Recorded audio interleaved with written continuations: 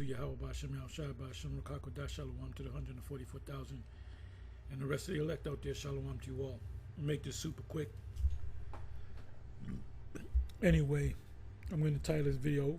I want to address what Deacon Hakkah said concerning GMS right around this part right here. And this is from Which Israelite Camp Has the Truth. So let me just let it play. I know you guys might say, man, listen, I know you guys are going to throw tomatoes at me right now, but damn it, I'm going to be the first leader of the community to say it. One of the leaders of the community to say it. I'm not the damn monarchy king over the Israelite community, but I'll be one of them to say we need all the camps. Now, is some of their doctrines wacky and tacky? Yes. But for the most part, when it comes to the foundation of believing in the Most High, believing in His Son, keeping the commandments, and who the Israelites are, damn it, we need all of them. We need all you guys. So I'm going to say that. We need all the camps. Because if it wasn't for y'all at least waking up our people and teaching them to keep the law, statutes, and commandments, that will be prolonging the kingdom. That will be prolonging our kingdom. You understand? So I vehemently and strongly stand. It won't prolong the kingdom. It's going to come whether they do the work or not. Whether the scriptures say, Yahweh said that the Most High can raise up these rocks, these stones, and make a people for Himself. On that statement, no matter how many tomatoes get thrown at me, I'm going to give an example. Do we need GMS? Even though they teach that it's okay, or let me make sure I'm not slandering. Even though they teach that it's lawful for a grown-ass man to take a little girl after she hits puberty. Well, she's not a little girl no more. After she hits puberty, she's a woman. And it's up to the father, because she can hit puberty and the father holds her for 2 years because he's looking for who he's going to give the daughter to. Okay? So, you go back in the ancient world, you had men that could have been in their 30s, even in their 40s, that had Israelite women that could have been like 12 years old, 13 years old. Mary, the scholars say that Mary was 14.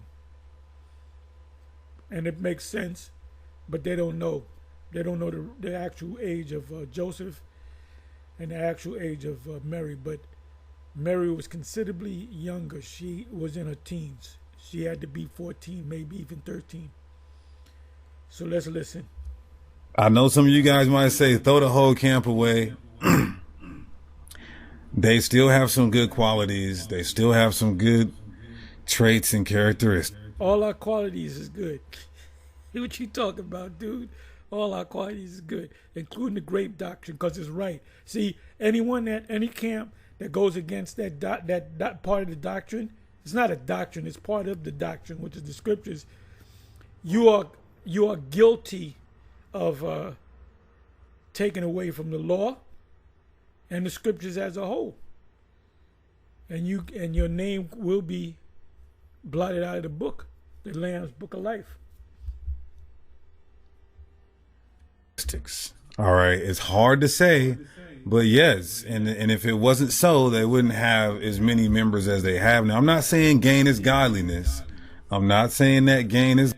We got a lot of members because the Most High put the Spirit on. The members are of the elect, or hopefully elect, I'll say. If they continue to do the right thing, like, everybody, IUIC in March, we got to get with IUIC. Guess what? What GMS member do you know recently, within the last, 10 years or whatever, left GMS to go to the IUIC? Name me one. Why is that? Do we got a magical spell? Am I holding a wand over the men that are in GMS? Do I got a magical spell over them? No, they know it's the truth. So if IUIC is so goddamn great, you would have guys leaving GMS left and right to get with the IUIC. And I'll be the guy to open the door. I said, let me open the door for you, nigga. You know, you have guys from the ISUPK leaving left and right to get with the IUIC. It's godliness, but they still have a good group of brothers, right? See, he's caught up in this cat right here. This cat right here, he's caught up in his emotions. Because you have the varsity thing, and we go into scholarship. If you were a real scholar, you would look at what we said in scriptures that we went through, and especially the Hebrew. You're not going to get it if you don't go into the Hebrew. And you guys, Sakari and Genesis, which is a break from they broke away from Sakari. Y'all go into the Hebrew and the Greek and the maps and all that. So you're in danger of judgment, my man, if you don't wake up and smell the coffee. Some of y'all might. I'm gonna change that. You don't wake up and smell the yayan. I don't even know if we drunk coffee back there. You better wake up and smell a yayan. Say, because I've been looking at the comment boards, not only on my comment board, but on Tazariak's comment board. A lot of you guys might say, throw away the UPK, because they think every Israelite outside of them are homosexuals and Christians, and they talk bad about us. But I would never go that far and say throw the whole UPK away at all. And if I can be honest, they keep a different Sabbath. We keep the lunar Sabbath, and they believe the mark. And why is that? Why is that, Deacon? Why is that, Deacon? You can send a new series of videos called "Why Is That?" Why do you guys keep this the Sabbath based upon the new moon? Huh? Could you please tell me why? I know why. Mark of the Beast is like Christianity or something, and I think Mark of the Beast. Where'd you get that from? You heard the leadership of GMS say it, and I'm pretty sure you checked it out, went through the scriptures, and said, "Let me see if this is the case." And you came to the conclusion that yes, that makes sense. Same thing with the Sabbath is based upon the new moon. You heard us, then you did the homework. You did your homework like the Church of Berea. You looked at it in a scholarly manner and you said it makes all the sense in the world. So why don't you apply that same energy when it comes to the Deuteronomy chapter 22? I think that's they believe we're in a new covenant, and they believe that's pretty much right. And we're not in the new covenant. Because I went through this, I did a class the other day, a couple of days ago. Let me go ahead and find it. Give me a second here. Give me a second. Do it this. I'm gonna do like this.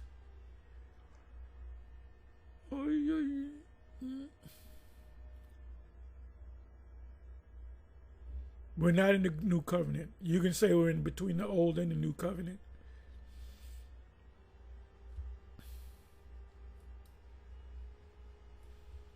We're betwixt the old and the new covenant, because we're not really in the old covenant in the way we're supposed to keep the laws. But if we were fully under the old covenant, you commit adultery, you're gonna get put to death. You might get struck by lightning or something.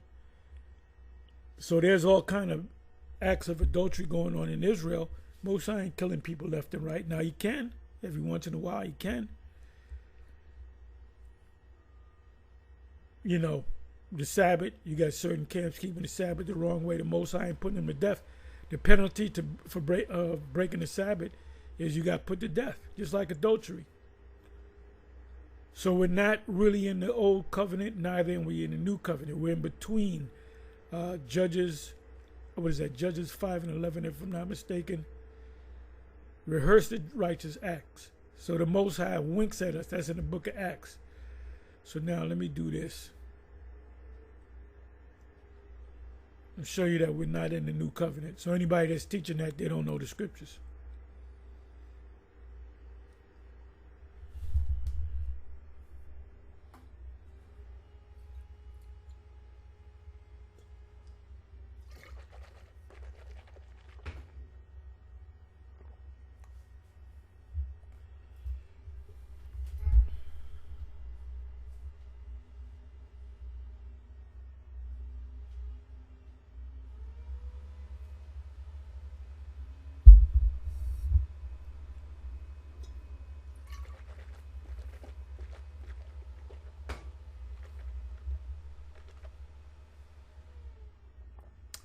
Okay, let's go to Ezekiel 20.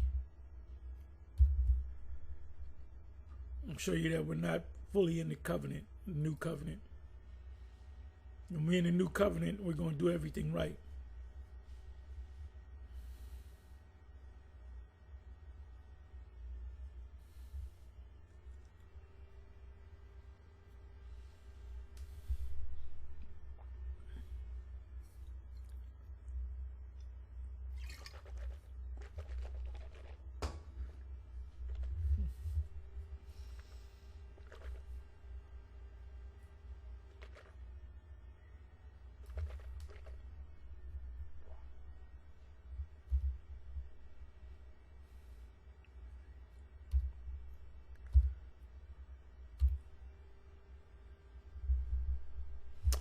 Here we go. Ezekiel 20 verse 37 is something that is getting ready to take place in the wilderness. It says 36. You can read the whole chapter. Like as I pleaded with your fathers in the wilderness of the land of Egypt, which was the wilderness is in, which was outside of Egypt, in between the two the Gulfs. So will I plead with you or judge you, saith the Lord Yahweh, the Most High. Here it is, 37 verse. And I will cause you to pass under the rod, and I will bring you into the bond of the covenant. So that right there proves that we're not in a new covenant. The bond of the covenant is the new covenant. Let's look up the word bond. And covenant. Bond.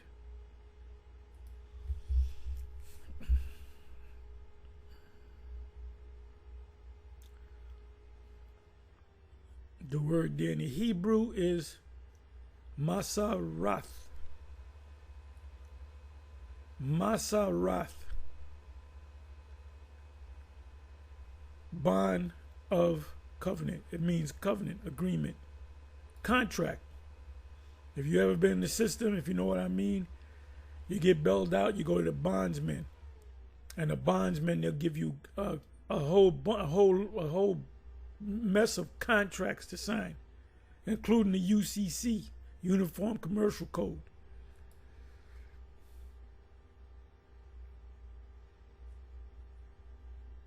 Okay. Asar, to tie, bind, imprison, to tie, bind, to bind, cords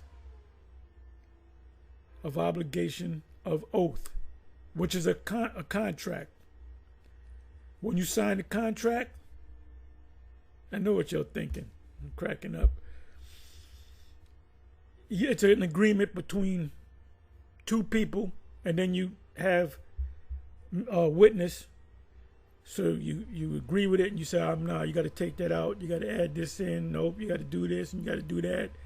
Until you both like what's in the contract, then you both sign. So then that makes you obligated to the contract. And by the way, that's an oath. When you put your signature there, your signet, that's an oath. That's a promise that you're going to keep what's written in the contract. So now, see, Esau got paperwork on us. Jeremiah chapter 30. And I may read that. When the slave ran away, he ran away. They would catch him. What do you call it? The patty rollers, which is the police today. They started with slavery with the patty rollers. And the slave master would say, "That's my slave. Here's papers on him. I got papers on this nigga." Let's go to covenant. So we're not in the new covenant yet. Bara'ath. This is where you get the word British. British is Bara'ath. Bara'ath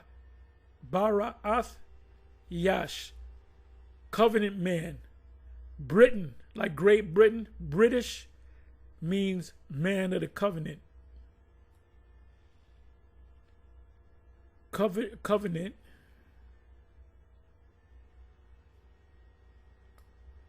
Covenant, alliance, pledge between men. Well, this new covenant is between Israel and the Most High. Treaty, alliance, league, man to man, constitution, ordinance,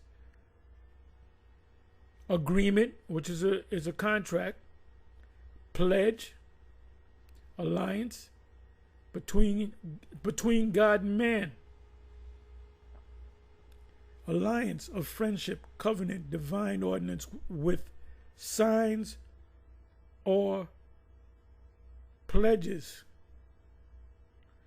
So bond means covenant, and covenant means covenant or contract.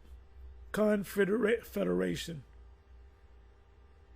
Covenant, confederate. League, you're in league with each other. You in the kingdom, we're going to be in league with the Most High. That's how we know that when we come under the new covenant, ain't no Magog gonna come and attack us, because we're going to have the power that Yahushua had and even more. You can also go to Jeremiah 30:7. I'm not going to go to it. Esau, matter of fact, I am going to go to it. Jeremiah 30, and I believe it's the 7th verse.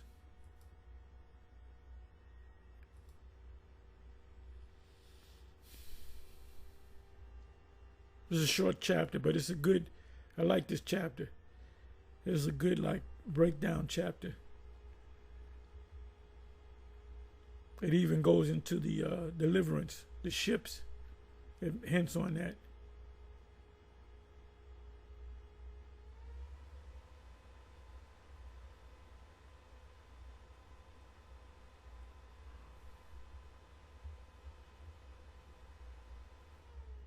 Deliverance from captivity, promise.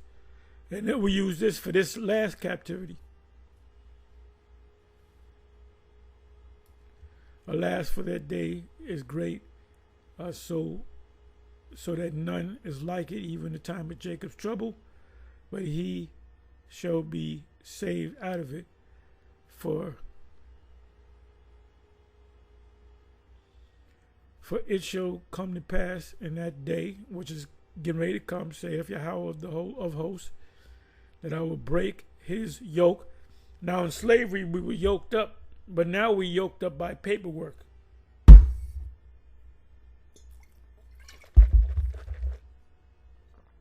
From off thy neck, and will burst thy bonds, agreements with Esau, and strangers, Edomites, shall no more serve themselves of him. So when you get a job, you work a week, they take out taxes, they do this, they tell you what you can do, what you can't do. They can lock your ass up.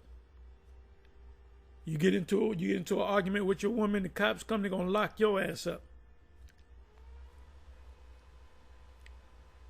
they're gonna take the woman's side, especially if she's your legal wife, because you made the state a third party.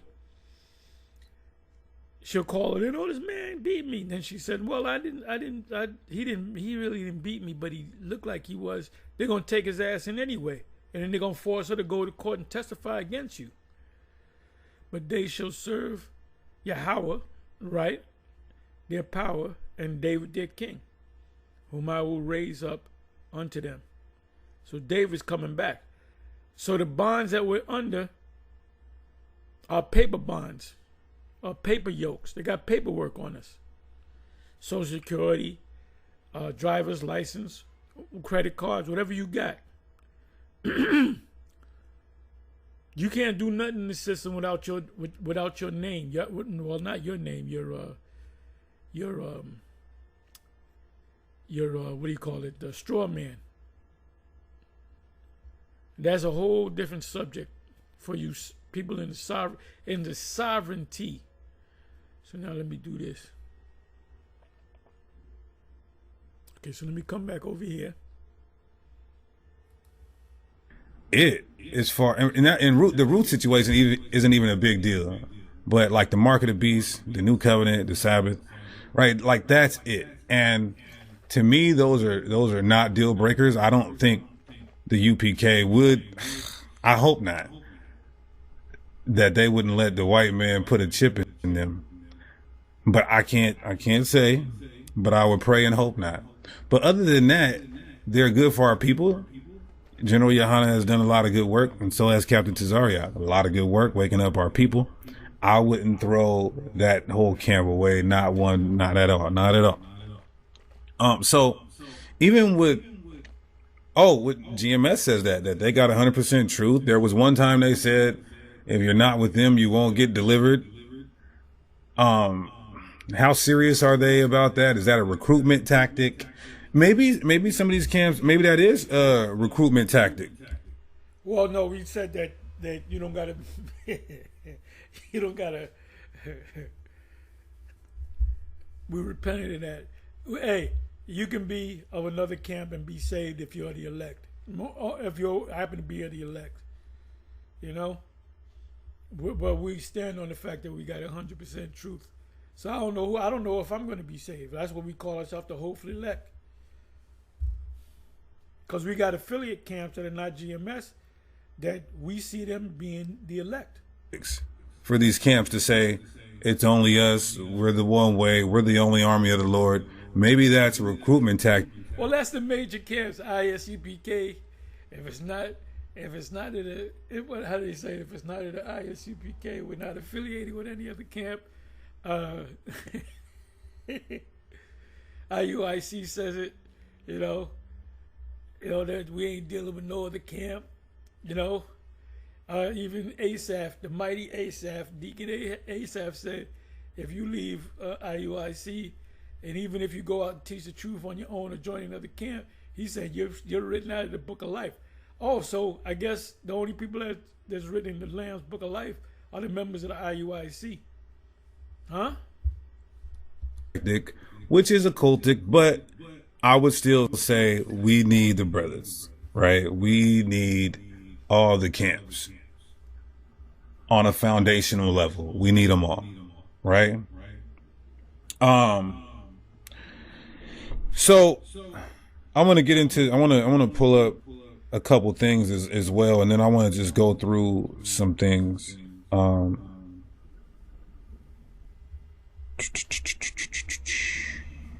Okay, I want to share my screen because I know there's going to be a lot of questions on this because you're saying, Deacon, it seems like it's so. Where do I go? What do I do? Now, I'm going to share my screen and oh, yeah, no, that was crazy. Yeah, telling us to take the vax was crazy. That was crazy. That's why I said on the foundational level we need all of us. Yeah, well, we know who said that. We I don't got to tell you who said that. It was two major guys that said that from heading two different camps, and it ain't GMS.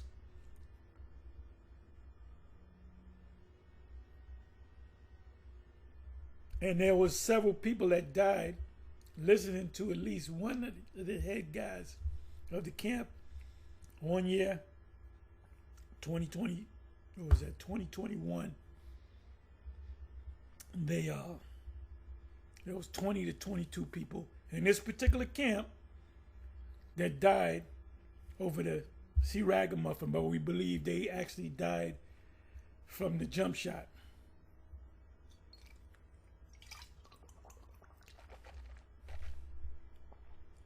So, hey, not a good look.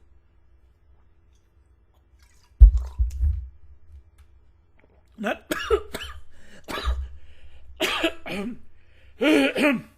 not a good look, fellas. But yeah, saying take the vax was crazy work. I want to share my screen here. I want to share my screen because the title of the video, I want to share my screen. And I'm going to come right back to y'all. I'm going to share my screen and I want to come right back to y'all with some questions. The title of the video is Which Camp Has the Truth? Which camp has the truth? And so to answer that question, and I'm going to get a lot more, and I want to isolate a few camps as well. It says, Psalms 119 and 142, Thy righteousness is everlasting righteousness, and thy law is the truth. Now, let me ask a question, y'all. Do all of the One West camps teach to keep the law? Do all of the One West camps teach to keep the law? And somebody said, what about the camp that said you could eat pork? That's obviously not a One West camp. Because the Bible say that the truth is the law, God's laws. Ultimately, but Peter didn't push the law on the ones coming in, and Paul didn't push the law. You can read that in the scriptures. So the law comes into play when the kingdom comes. But when you come into this truth, you begin to start teaching keeping the laws. We don't expect a guy to come in, I believe I'm an Israelite, coming to school, okay, we're going to dump on you 600 plus laws on you, and you better keep them all. Listen to a little bit more. Psalms 119 and 142. Thy righteousness is an everlasting righteousness, and thy law is the truth. So let me just look at this. Let me get ready to close. I didn't want to make this long. It was a little long. Daily motion. Let's see what's happening. Notifications. The multi-purpose. The microchip. MOTB. The big game changer. The trial. Our faith. Or I guess the trial of our faith. I guess. Let me see.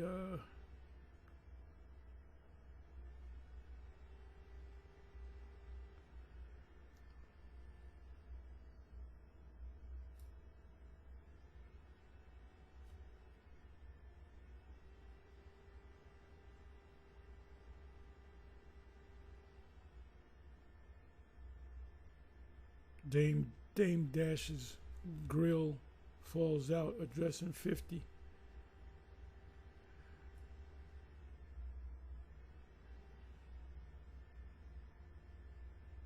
Just see what's going on.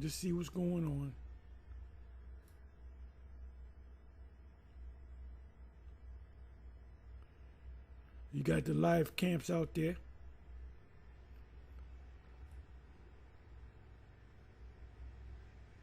And a lot of brothers, GMS men, is doing them videos on the Karagma. The Howard Shai upload. Fear Howard Shai upload. Karagma, MOTB.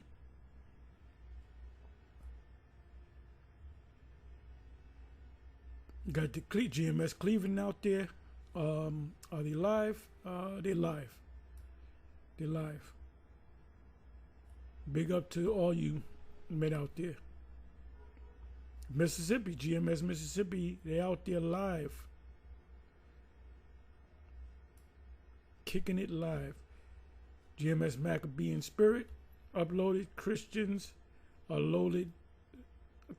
use loaded statements and rhetoric to evade biblical subject matter. Get a chance to watch that.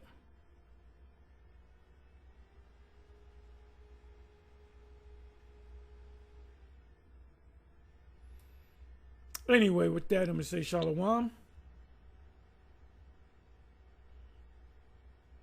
And on to the next one. Shalom.